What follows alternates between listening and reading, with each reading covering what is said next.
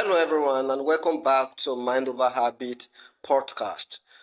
Today, mental health conversations have become more common in recent years, but many people still struggle with stigma, misunderstanding, and fear it be- when it comes to serious mental health conditions.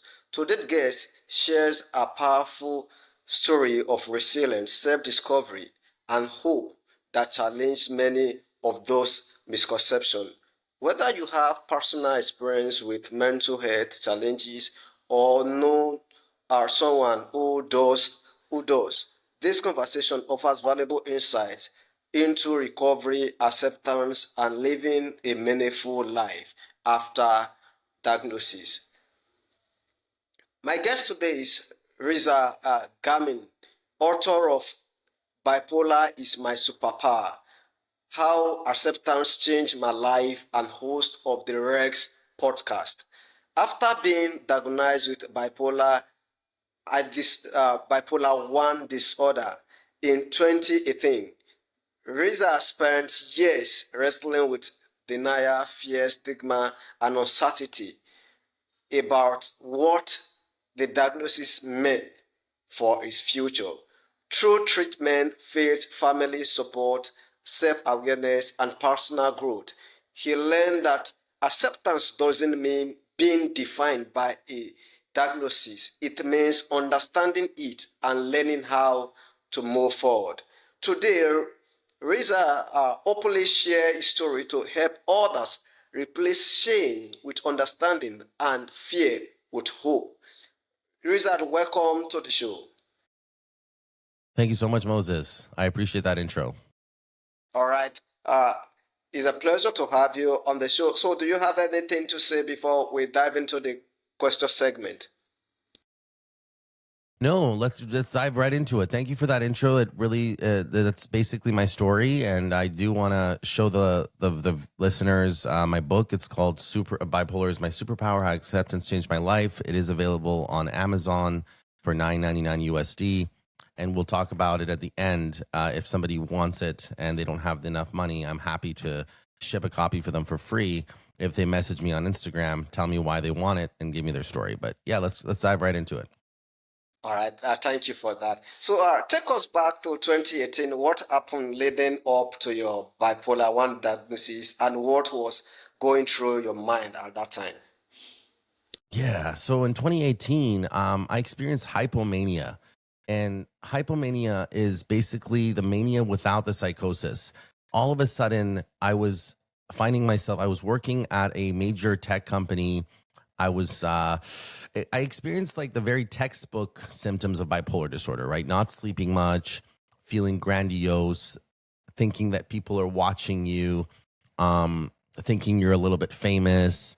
Um, Not a little bit, but so those are the very textbook symptoms of bipolar disorder: spending a lot of money, and just like being irritable and thinking you're on top of the world in a way that is really, really off balance. And when that happened, it was Persian New Year, March 21st. It was a Persian New Year, and we were celebrating with my family. And something happened which is irrelevant, maybe like a family dispute. And then one of my family members took me to the hospital, and that's when it all started. I was, of course, hospitalized for 3 weeks at the time.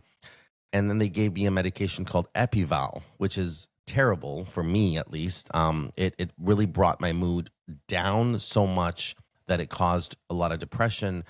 And I wasn't somebody that ever experienced depression. And for the most part, I lived a happy life. I had no trauma growing up. My parents really treated me well.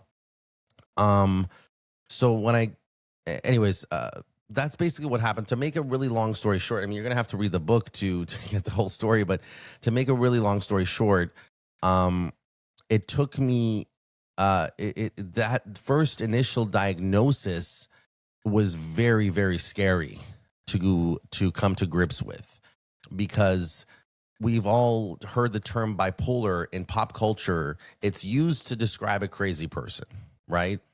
For example, somebody acts crazy in traffic. We say, "Do you have bipolar?" Do you have bipolar disorder? So You know what I mean? So the term is very negative, stigmatized in society. And so I think it carries a lot of heavy weight. And so that's what the book is about. After that first hospitalization, it took me many years to finally accept it and embrace it, and then ultimately call it my superpower and go not only accept it, but to go public and write a book about it. That's the whole journey that I went through. So, yeah. So, you have spoken openly about struggling to accept the diagnosis. So, why was acceptance so difficult in those early years?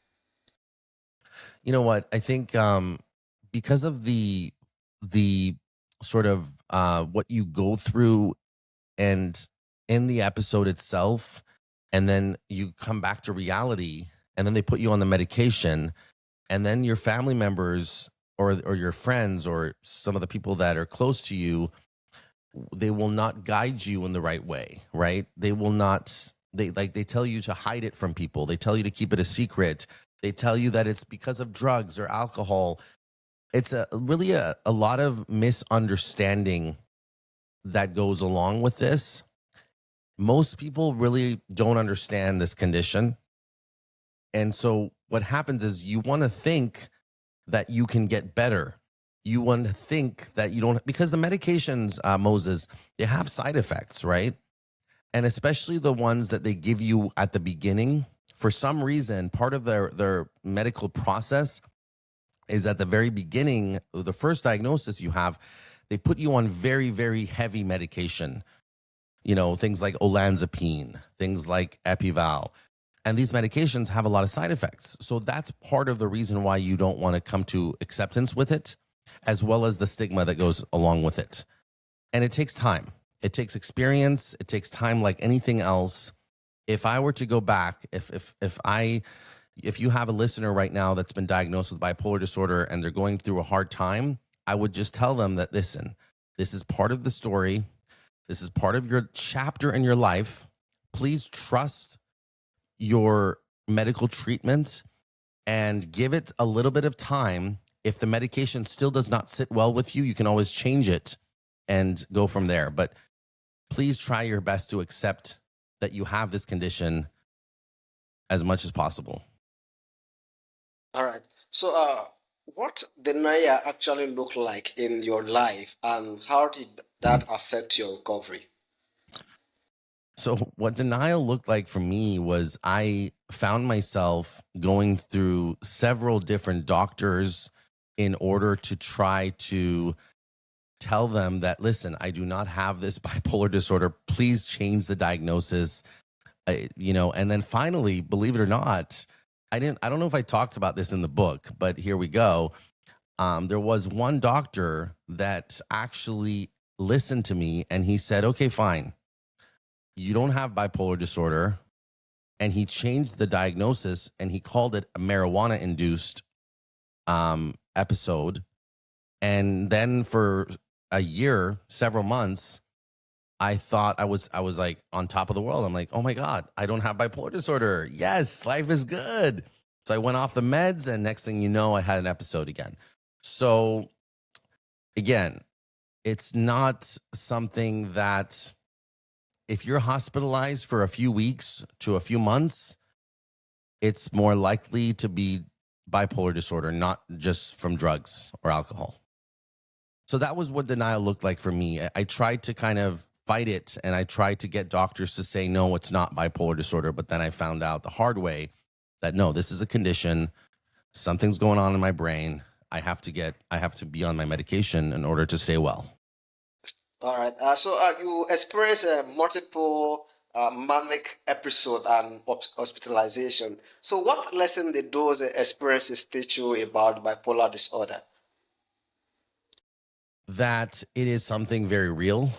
It is something that is like any other condition, similar to diabetes, similar to thyroid problems, similar to anxiety, ADHD. It is a condition that is very unclear as to how it exactly happens. But the consensus is there's genetic components to it, and then there is something that triggers it, But what that taught me, um, ultimately, what I learned from the manic episodes is that the most important thing to do to avoid those episodes is to stay on your medication and to really have a support system. And then, as much as possible, have the right mindsets and the right habits. And that doesn't mean I'm perfect. I still drink alcohol today. I still smoke cigarettes today. I have stopped cannabis recently. But the most important thing in my lesson and in my life is that I have to be on the medication, and I have to accept that medication and is similar to somebody with diabetes. I need this medication in order to stay well. That's my important thing. Right. So, your book is called Bipolar Is My Superpower. Well, why did you choose that title? What does that superpower mean in this context? Yeah, Moses, I love the question. So when you experience hell in life and you come out of hell and you survive that experience, you can either get traumatized by it, you can either get wounded by it, or you can come out strong. And again, I'm not trying to undermine or diminish some serious trauma that people face in life. But a manic episode, Moses, puts you through some serious trauma, mental trauma. It's heavy. It's very heavy. We're talking about psychosis. We're talking about mania. And that's a very heavy thing. So for me, it took me many years to not only accept that I have this condition, but also to embrace it in the sense that, listen, if I've gone through hell, came out alive and well by working on myself, that's the superpower. The fact that I am so much stronger as a result of having gone through those episodes. Does that make sense? It's not the mania that's the superpower. No. It's the resilience and the strength that you gain from it afterwards. I hope that makes sense. Yeah. So, many people misunderstand bipolar disorder. What are some of the biggest misconceptions you encounter? I talk about this in the book in one of the chapters. I refer to it as bipolar is not mean I'm moody. Oftentimes people think bipolar is, they call it a mood disorder for some reason. But in my experience with type 1 bipolar disorder, I never was moody. My mood doesn't go up and down like a roller coaster. I just experience these episodes oftentimes when I've been off of my medication, and then otherwise I'm a normal person living a normal life, hosting a podcast, DJing, working a sales job, and I don't experience the mood shifts that are very stereotypical of this condition, at least in type 1.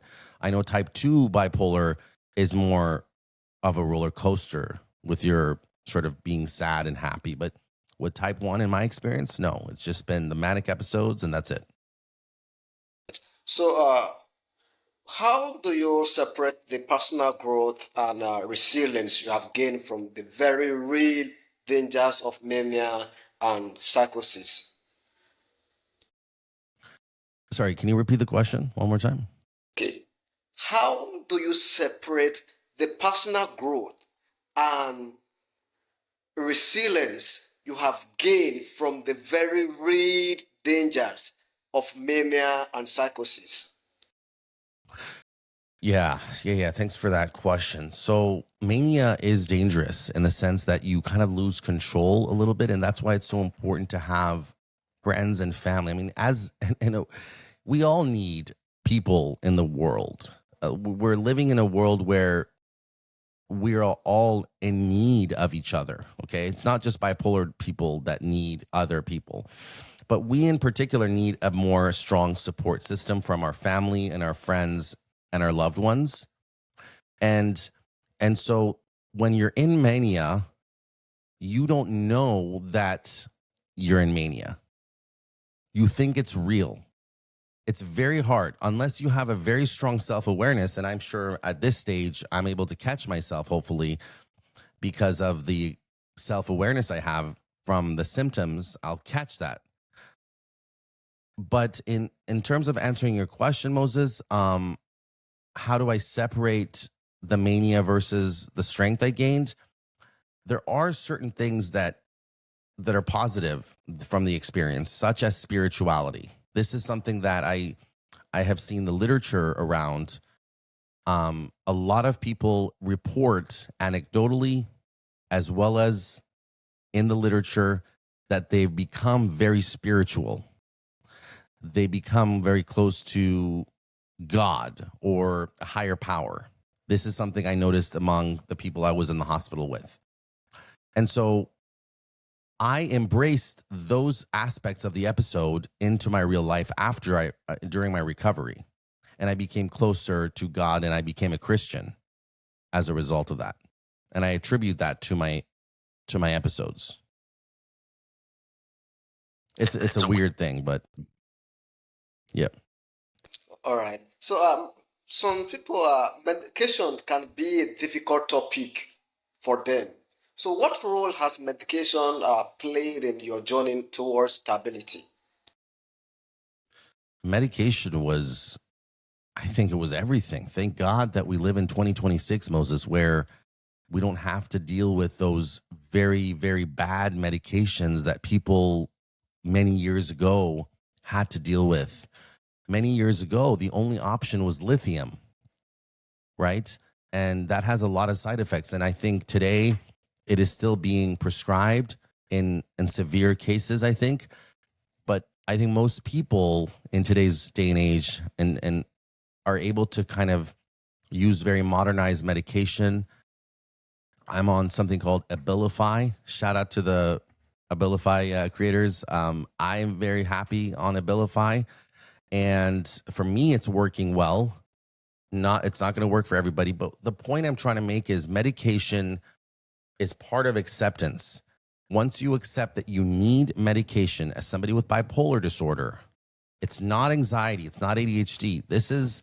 We're talking about serious consequences if you're not on your medication. So once you accept that, like all medications, most of them, Moses, have side effects, right? Do you know a medication that doesn't have a side effect? I don't think so. So you have to just accept that there's going to be some side effects to it, but it's not going to change who you are. You're still you. Trust me. To the listeners, I tell you, give the medication a chance. You will get used to it. If it's really not working out for you, there's always other types of medication, hopefully, that you can get. Okay. So, you also emphasize personal responsibility and self-awareness. Why are those factors just as important as treatment? Because I think so with regards to self-awareness and personal strength, that you have to give it time. If you're picking up a sport or a hobby like DJing, podcasting, and art, you can't master that art in 1 or 2 days, right? Do you go to your, for example, do you go to your university or your college class, and let's talk about piano lessons. If you want to learn the piano, do you go to that first piano lesson and say, I need to know everything at the end of today? No. Similarly, self-awareness and personal strength that comes with this experiences of bipolar disorder, you cannot gain them just in 1 or 2 days. You've got to give it some time, and you've got to just accept that this is a chapter in your life. And then later on, I talk about the video game analogy, which is a great one, but you've got to play the video game of life. This is just part of the chapter. You've got to accept that and trust that you will get better over time. Your self-awareness will increase over time, but you've got to give time the chance to do its work. So, faith has been a significant part of your recovery. How has your spiritual life helped you navigate the challenges of bipolar disorder? Now, this is going to be an answer that is my personal answer, and I can't really back this answer up with literature, right? But for me, like I mentioned, every episode I experienced an extreme, inordinate amount of spirituality and feeling close to Jesus and God. And for somebody else, it could be Hinduism or Buddhism or Islam. For me, it was Christianity for some reason, right? Um, and uh, and so I took that with me after the episode in recovery, and I really wanted to just believe that what I experienced in the episode, in terms of the faith aspects of it, was real. And I took that, and I started going to church, and you know, I it helped me really. It helped me get better, and to this day, I go to church. I'm a Christian now. I got baptized, and so the role faith had on me was it increased my confidence, and also it made me a happier person. All right. So, your family played an important role during some of the most difficult moments. What support did they provide, and what can families learn from your experience? Oh man, I love the question, Moses. It's so important for families not to judge somebody's actions during their episode, and and to think that this person is doing this on purpose. For example, during an episode, somebody going through an episode could say the meanest things to their loved ones. And this is just part of the condition. So my family members, thank God, Moses, they were so non-judgmental and understanding after the episode. They started doing their homework. They started learning about bipolar disorder. They read books about it, similar to myself. And they almost read more books about it than I did. Again, I was in denial. I didn't want to read books about it. It was terrifying. And so my family members were so supportive to me that they would essentially not judge me for what I did during the episodes to them, and just and just understand me, understand the condition more.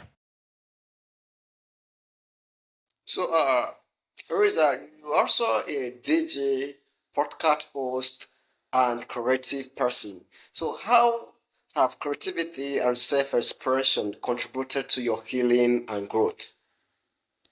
I think when you're in a creative setting or a creative field, you kind of can wear that, for not to, for no pun intended, but you can kind of wear that crazy artistic hat a little bit better.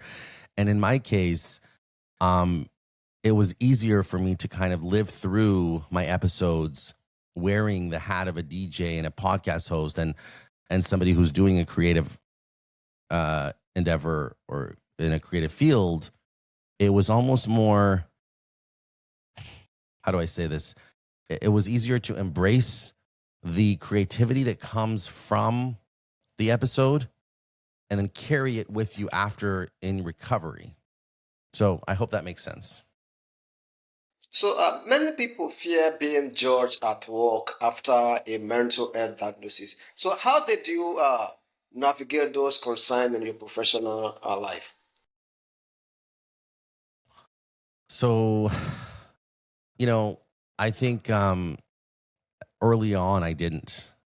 It took me a few jobs and situations where ultimately I had to step out of the job because things became so awkward. Um, you know, so it just took me time and working on myself, and through that work, I finally came to acceptance. That's why people need to come into acceptance. They need to order my book, and I hope it can help them with that step. This is the most important step, is once they accept it, then they can go into work and they can just say, listen, yes, I have this condition, Mr. Manager or Mrs. Manager. I have a condition. It's called bipolar disorder. Do you know what it is? And they're going to say yes or no. You explain to them. You say, yes, I have this. It doesn't mean I'm crazy. It doesn't mean I'm going to be angry and sad one day but I am working on myself. I'm taking care of myself. I have a support system. I go to the gym. I eat well. I sleep at night. I take my medication, but I just want you to know that's what I'm going through. So I think acceptance is really something that just comes over time. All right. So, what advice will you give to someone who has recently been diagnosed with bipolar disorder and feels overwhelmed or scared? The advice I would give is none of us in the world are perfect individuals, human beings. If you have recently been diagnosed with this disorder, zoom out a little bit, look at yourself in the third person as if you were playing a video game. I talk about this in chapter 10. And the video game of life, once you zoom out and viewing yourself in the third person, right? Then you'll know that experience is in the player and self-worth is in, self-worth is in the player, experience is in the character. It doesn't mean your self-worth is being diminished because you have bipolar disorder. This is just something part of life that you are experiencing, and it doesn't mean it defines you. And once you accept it, trust me, your parents, your support system, your family and friends, they love you very much. So same with your doctors, medical doctors, they have a lot of experience. This is something that you just have to accept and do whatever you can to take that first step of acceptance. Once you do that, then you know what you're working with. Then you know that how to have self-awareness with this, and it becomes better. Just give it some time. Trust me, it's going to get better for you. And I'm happy to share again, one more time about my book. If you want to give me the opportunity to talk about where to order it, how to get it, and all that. All right. You can tell my listener about your book and how they can connect with you. So, you have the platform. Yes. Thank you so much, Moses. So if you're listening to this right now, if you have any mental health conditions and you haven't fully accepted it or hopefully have the self-awareness to know that you're in denial, my book is on Amazon. You can message me on Instagram at Reza G Life, REZA G Life. That's my Instagram handle. My website is djrez.com. That's got my Instagram as well. And I would love to ship you a copy if you just tell me your story and where you're at in this journey, and I would love to ship it to you for free. All right. Please, can you place the cover page again? So, make it yes display. Thank you so much. So, to our listener, please, you can reach out to Reza for his book. Just contact him. He will get it across to you wherever you are listening or watching from. So you'll get it. Thank you, Reza. Thank you so much, Moses. Last question. If listener remember one thing from your story, what do you hope that message would be? Do not put down the controller that you are using to play the video game of life. Do not give up. Accept that we all are imperfect, and the most successful people, some of the most successful people in the world have had bipolar disorder, right? So look it up. Look at all the celebrities. Look at all the successful people that have had this disorder. Sometimes in life, when we go through a difficult thing, we can come out of it in a very strong way. So think about this as something difficult that you're going through now, but trust the process. You will get out of it in a stronger way. Believe me. All right, Reza, thank you for sharing your story with such honesty, courage, and vulnerability. Mental health challenges often carry unnecessary stigma, and conversation like this helped break down those barriers. Your willingness to speak openly about both the struggles and the hope that followed provides encouragement for countless people who may be facing similar circumstances. Thank you for helping us better understand what acceptance, recovery, and resilience truly look like. I really appreciate that, Moses. It was a pleasure to be on your show. All right, so listeners, thank you for joining us for this powerful conversation with Reza Ghaemi. If today's episode resonates with you, please subscribe, leave a review, and share this episode with someone who may benefit from hearing Reza's stories. If you'd like to learn more, be sure to check out Reza's book, Bipolar Is My Superpower: How Acceptance Changed My Life, and follow his work through the REZ Podcast. Remember, a diagnosis does not define your future. With support, treatment, self awareness, and hope, recovery is possible. Until next time, take care of yourself and those around you. I am your humble host, Moses. Bye. So, Reza,